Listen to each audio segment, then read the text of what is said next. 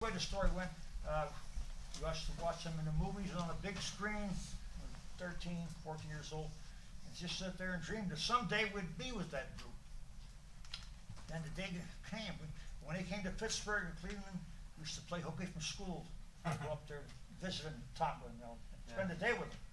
And one day Johnny wanted to play something for me. He played, he said, "Gotta take you guys to New York and let the big boss hear you up there," which was Minovich, born ill. So then one day we went to New York. He decided that day we were a trio in those days called the Harmoniacs. Yeah. He said, "Well, I could take one of you now, and I'll take the other two later." I said, "No, you don't. You take us all, or you don't take nobody." He said, "Well, they're still, they got to eat, still in school, you know." "No, we'll take care of the school on the way, you know." No. So that's the way it was. But then when Minovich passed away, that's when we joined Johnny Paleo and the Rascals, and we traveled, and we loved Johnny. He was a great boss, you know. Plus, he paid more than Minovich did. That's the Well, money was always right. Minovich had the second dollar he ever made, and he bought a wallet with the first dollar. But, Johnny, he was good to everybody. Yeah, Johnny was. Anyway, it was a real joy working with Johnny Paleo for several years. Yeah. And then again, when we retired from that, we settled back in Elmira, New York. We had our own nightclub. So then we hired them to come to work for us in our nightclub on their off season. So about 5 years in a row, they came and worked at Little John. And then they even asked us just to perform on stage. You know, but it was a great experience. But that's how it led up. From the kids, anyway, 6 years old, right up. We did the with Johnny Paleo. We did the first stereo album ever to be released on the market. We were the first stereo record ever made.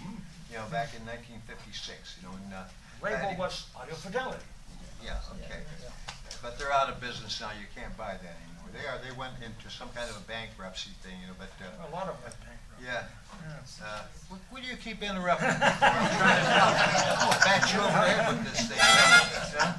Anyway, I think about some of the great harmonica records of the past that inspired us. Of course, even before the Harmonicats, there was a group called the Philharmonica Trio. Anybody remember the Philharmonica Trio? I remember. I've heard of it. You remember them? No. Great. Actually, later on we became good friends with one of them, Joe Patello, the leader, the chromatic player. But they used to be a six-piece band in New York with Charlie Layton and all those other harmonica players. But anyway, these three guys, the two brothers, Joe Patello and his brother, and Curly Hellicky, great chord player.